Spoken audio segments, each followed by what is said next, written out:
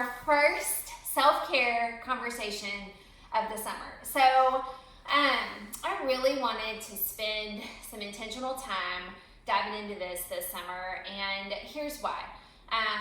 You know very well, you've heard me talk about complete coaching. This community is a fitness and wellness community, but we like to look at all of it from a very holistic perspective.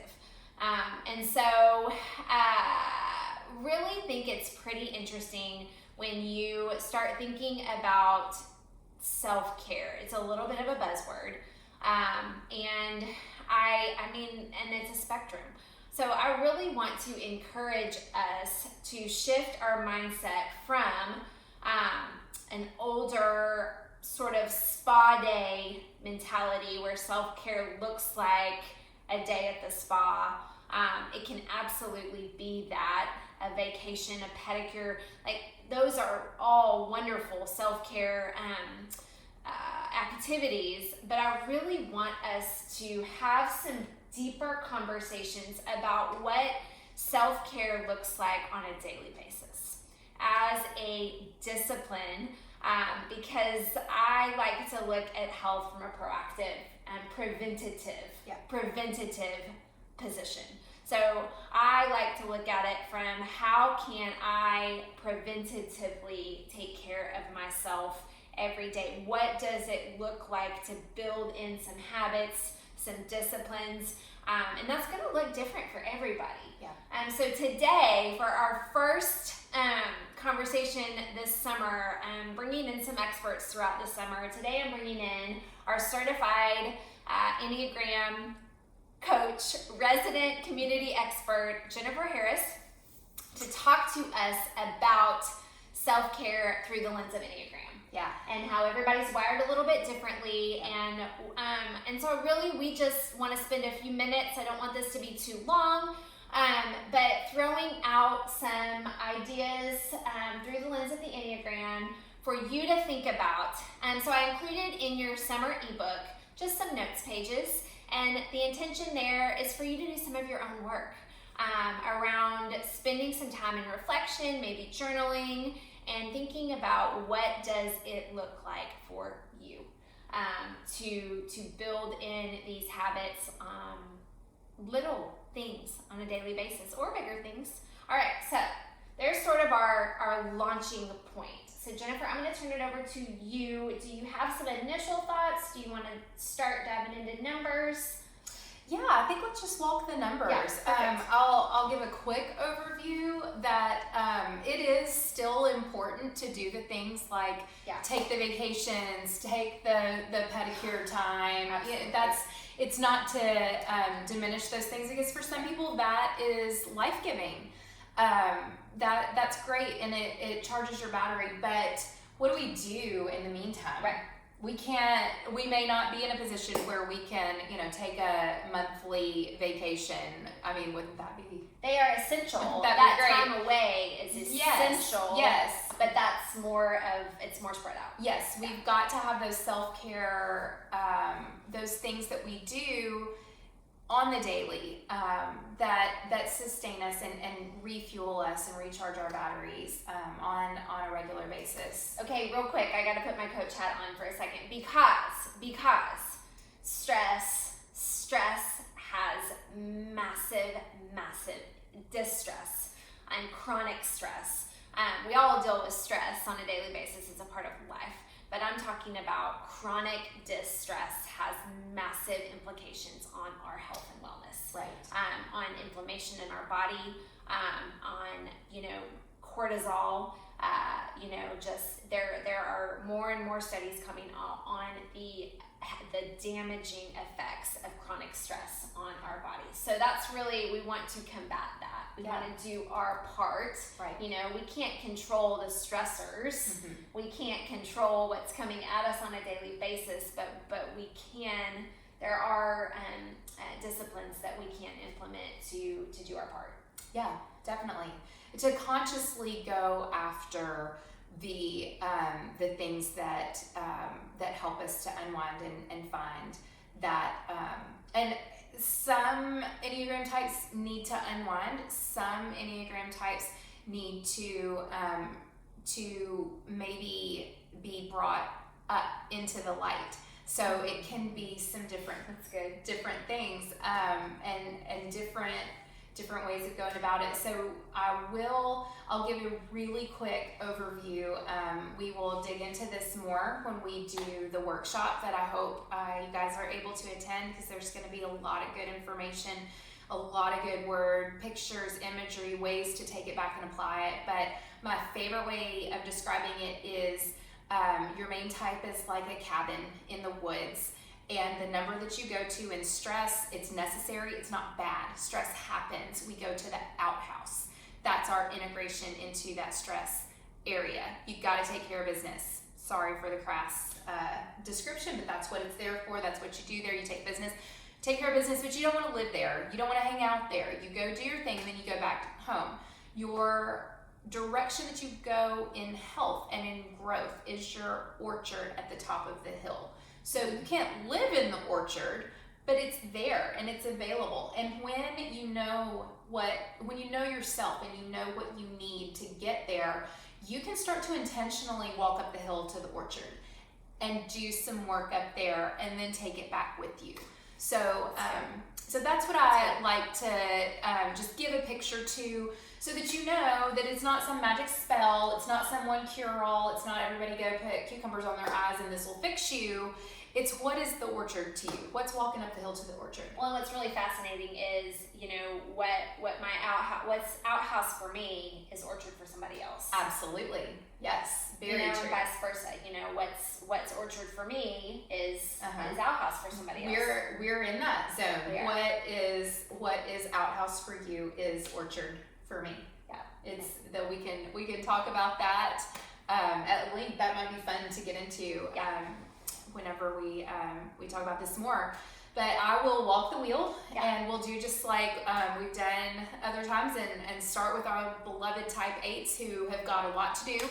And we're going to very intentionally talk about that self-care that an 8 would need, who are our movers, shakers, go get it done. 8s do not have a problem with going and getting the things done. And going and getting their bodies moving. And to sit still can feel like prison for an 8. So we typically don't have 8s that resist, even if it's not like a physical fitness, they are not inactive. Mm-hmm. But 8s will often deny their human limitations. They will often push their bodies beyond what you really should. Because they are so highly charged, they operate on we're all on, a 110 and a 220 volt outlet. Most of us are running off the traditional 110 or 120, whatever it is. And they are like the big dryer plugs working on the 220. And what is self-care to them is to be able to soften those edges and learn how to sit and be and give their spirit some nurturing, some feeding, because they have this larger than life, put it on my shoulders, I can take it, I can do it. And you know what? It's true. They can. Almost every time they can. But so that might look like active rest. Yes. It might look like, let's just take a walk. Yeah. Let's listen to a sermon on a podcast. Yeah. Let's feed our souls and our spirits and realize that his yoke is easy and his burden is light, and rest, giving themselves permission to rest and seeing rest as a commandment, and seeing rest, like you said, active rest. It is something to put on your to-do list because it's necessary. So it doesn't necessarily have to mean sitting still, right? Right. But especially, you and I have talked about this too, is when you have when you have a job that keeps you still and keeps you at a desk, then your recharge is not to go and sit still somewhere else. Right. Like you may need to move and act in an intentional and honoring way. So process and self-care process. So understanding limitations and not pushing yourself to the very end. We don't always have to squeeze every drop out of the tube. That's good. Because a lot of times aides don't realize it till it's all gone. So yeah, that would be a way for aides to give themselves some self-care. Yeah. Good. So next we have our nines.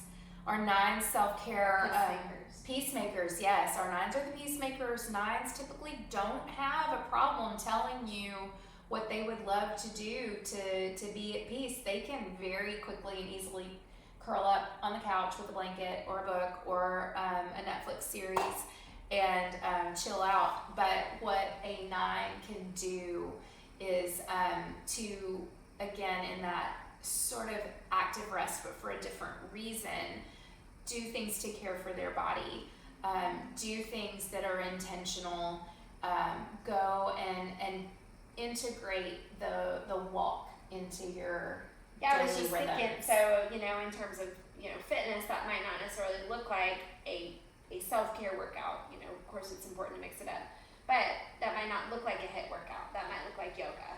That might look like a walk. Right. It's important that it's whatever you're going to do. Yeah. Whatever you're going to actually go and do. Yeah, right. And be consistent with, and then build from there Sure. to meet that goal of your fitness goals. But to care for yourself as a 9, 9s will so easily fall asleep to themselves, and they're not only curled up on a couch. I don't want to paint an incorrect picture that they're just chilled out and not out doing things, but to do that thing that is right for them. For a 9 to step into that thing that that gives them purpose and gives them a feeling of accomplishment every day, that's great. Yeah, for that a 9. might even be like spending a few minutes with a journal prompt. Absolutely. What do I enjoy? What gives me? That's great. Yeah, to start to identify who am I? What do I really want? What do I really think? That is very much a growth point and a caring, a very loving thing for a 9 to do for themselves. Yeah. Yeah. Good. So if somebody's unclear on, maybe we're starting this conversation, you're like, oh, I don't know. Mm-hmm. Maybe that's where you start. Mm-hmm. Yeah. Spending some intentional time just thinking about it. Yep. Just putting it on paper and hashing it out and starting to learn those things and figure those things out. Good. So for our 1s who are so diligent and so focused and can see everything that needs to be done and have a list, and they don't rest until everything is off the list just the way that they should, to be able to unwind and just have fun, just be silly. And as simple as that sounds, that is that pathway to the orchard for a 1, is to just let go, unwind. I've heard it said so many times that the type 1 has almost an alter ego that is like the dad that's the type 1. There's dad, and then there's vacation dad. Yeah. That like they turn into a different version of themselves, because in that setting they realize, like, okay, I can be somebody totally different on this vacation, and this is not my condo or my cabin. I can, not have to straighten all the things all the time.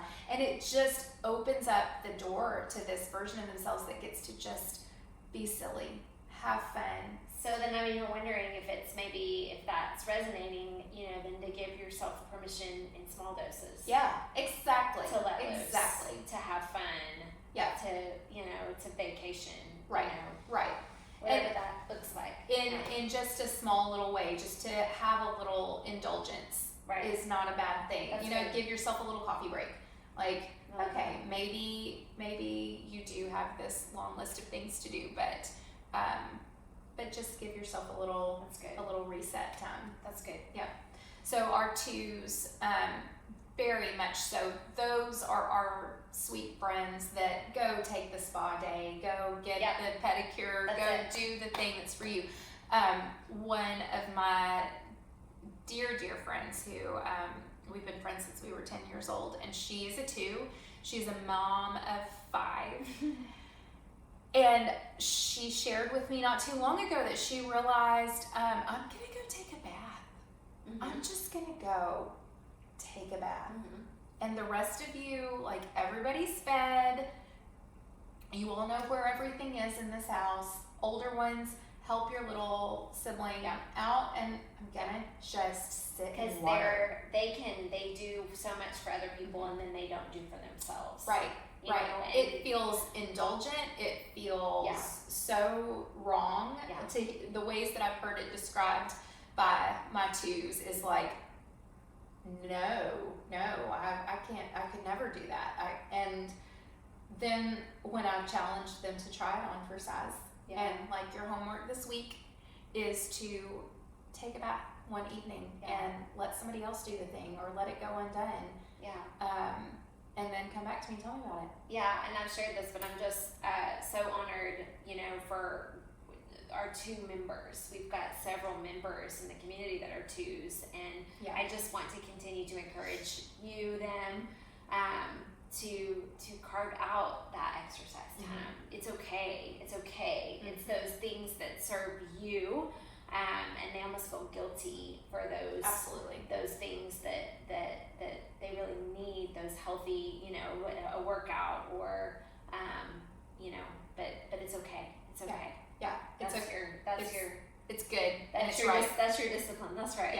Yeah. But also, the bigger, you know, the bigger good spot. And still do this, massage and the right. Let those little daily things be the build up, not the substitute. Yeah. To what you need. Yeah. That's good. So 3s, I would love for you to interject however you would like to. The first thing that comes to my mind that you are a total embodiment of is to be willing to look at the things that maybe need to be evaluated, and be willing to set that mask aside, and maybe go and have lunch with a mentor, or have regular coffee dates, or, you know, take that that time to just self-reflect is one of the healthiest and most loving things that a 3 can do, to just be willing to set the mask aside. Yeah, so the shutting the work off is really challenging. The shutting the doing off is really challenging. So a couple of things. I have built into my day about an hour, really, before anybody else gets up. And I've carved out that time that's before the doing, and I have to, you know, some days are harder than others, but I keep my little notebook so that I can write, I need coffee creamer, I need to email Jennifer, I need to call, so that I can stay focused on my devotional time, my time with the Lord, my reflection time when it's quiet. For me, it's before the day starts, because once the doing starts, I can't. It's very challenging for me to shift gears. Right. Then I've also learned that in the evenings, to transition from the work to the rest, you know, we kind of go from work into kids and dinner, and then, you know, and there's a little bit of a transition, but a bath really does help me at night transition from day to rest to night. So I've built that in, but you know, bigger picture, you know, like you're talking about, it is taking some intentional time to even remind myself, you know, and you're not defined by what you do. Right. It's you are loved for who you are, and that is a hard message to shift. But that's great. As you were sharing, that was the writing the notes is such a great little hack. For so many of our doing types, our aggressive stance types. We'll talk more about that. The chatter of my own mind, I resonate with that. Just have a Post-it pad next to you, or a notepad, whatever. And because let's be real. I mean, as women, it is that analogy of the computer screen with literally 7,000 tabs open that are going Yep. all the time. So that's great. I also love what you said, and that is actually a reminder for me too, that the social engagement is the whether it is, and it gets a little gray because it's all, when you have your own business, it could all kind of be considered, but the coffee dates and the lunch with friends and the intentional connecting time that's not work is self-care for me. It energizes me. It helps me to remember that I am a great person. A doer. Just a doer. And to realize whether you are the type that's energized by a group of people, like by a ladies' night or a women's ministry event, or not that those aren't always wonderful, but what's the thing that really hits home? Is it the one-on-one, or is it the group of girlfriends that there's 8 of you that go get to grab dinner, or something along those lines? So to be able to define that for yourself is really important too. I like that. So our 4s, the ways that they can take those self-care actions are to take action, to do the things that feel mundane, that you feel like you have so much creativity to offer, and it feels like you don't get me. Like, it can feel so isolating, like you don't understand what I'm going through and what it feels like, and that is all true. That's not untrue. But what is also true is that there is even beauty when Jesus decided to wash the feet of the disciples, and sometimes there are things that we just go forward with the action, and beauty emerges from it. And that's your gift, is to find that beauty in it. And the self-care where you can get so trapped within your heart space is to emerge from that and get into your body space. And sometimes that is going to be daily journaling, daily Bible reading, not to do it as something to check off of a list, but to get out of that space from within and get into an action. That is a very loving and good thing for that 4 to do. So here's an example, and I'd love for you to help me translate it to the adult version. But we have a child that shall remain nameless that's a 4, and we in a parenting, teaching, we learned, and it was so helpful, that there are children that need to be sent to their rooms, that need that time away, and that you've got to help them learn that they need that time away. And then there are children, like 4s, that need to be drawn out of their rooms and made to come out, connect, and be, exactly what you just said. So we can get into that absolutely without a doubt, because that is so true. 4s, 5s, and 9s fall in that category of the ones that you need to draw out and get into, rise up into the light, and let's do some things. Yeah. And that's absolutely correct. So I coached a 5, and we quickly learned that what really worked for her for fitness was like a cycling class, because she could be in a dark room, didn't have to be, in a big group connecting. But connect with her body, move, get into the music, still be around people. That really, she had to kind of figure that out. That worked really well for her. Well, that transition's great into our 5s. It is a similar, 5s don't typically have as much of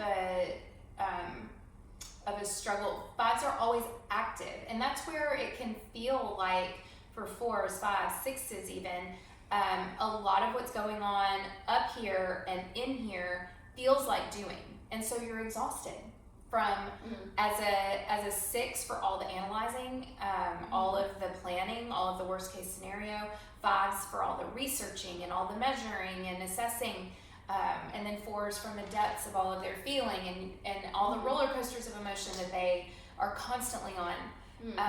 So 4 of 5, we may have discussed this with the same sweet precious 5, but I heard that was going to be the testimonial that I brought into this was just get into your body, because there is a fear of overextending and spending too much. But this goes back, not to pat my own self on the back for my true Enneagram coaching, but is that true? Is it true? And the more you try it out, you start to realize that maybe, but most of the time, no. It's well, not. and really, actually, quite contrary. You think that the movement, the getting into your body, is going to drain you of energy, when in fact you get on the other side of it and you actually have maybe a little bit more energy. Isn't that interesting? Yeah, it is. That happens.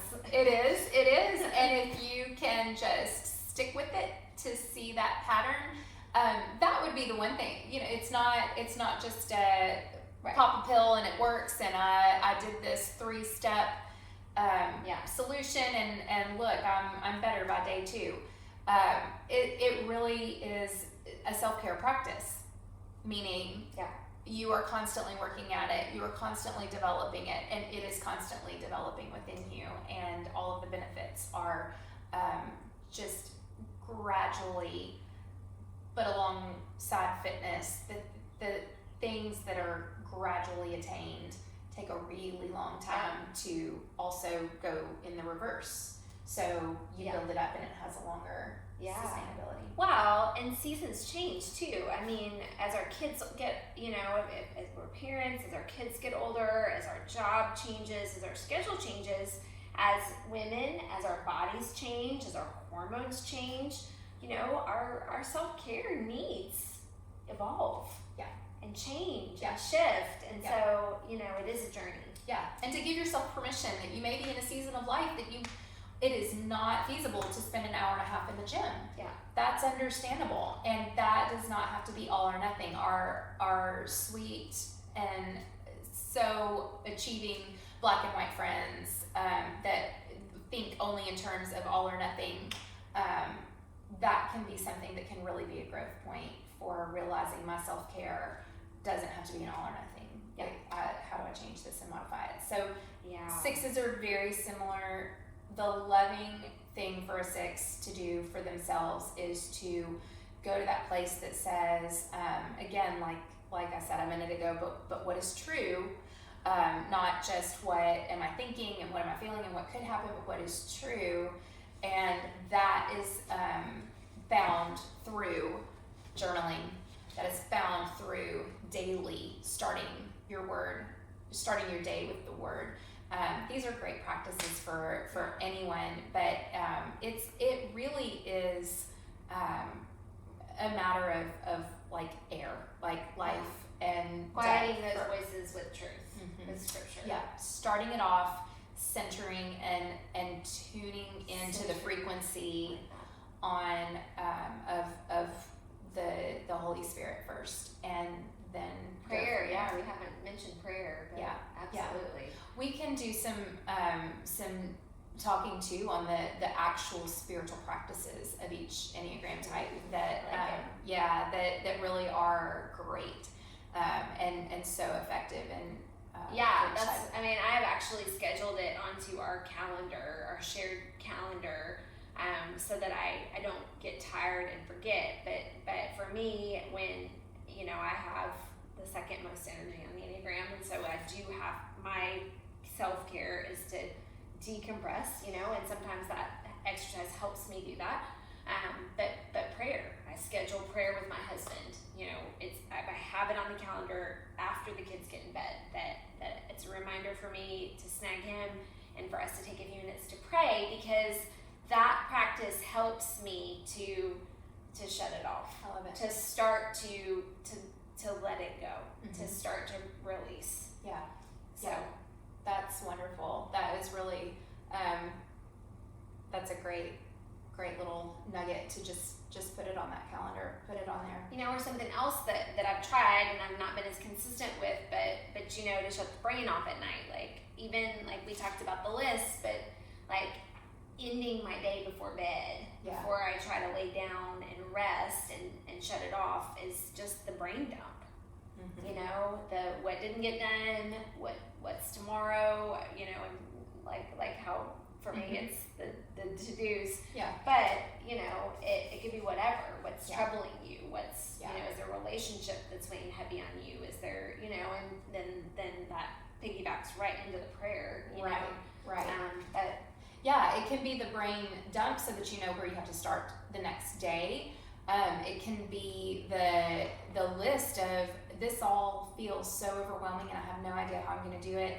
I have to lay it at your feet. And your prayer that you prayed the other day was take our pennies and multiply them, turn it into what you would have us do. Give us the time for it. And so for different types, it is achieving different things. And but it's the same action. So for our sevens, to sit in a state of I have enough. This is going to be enough.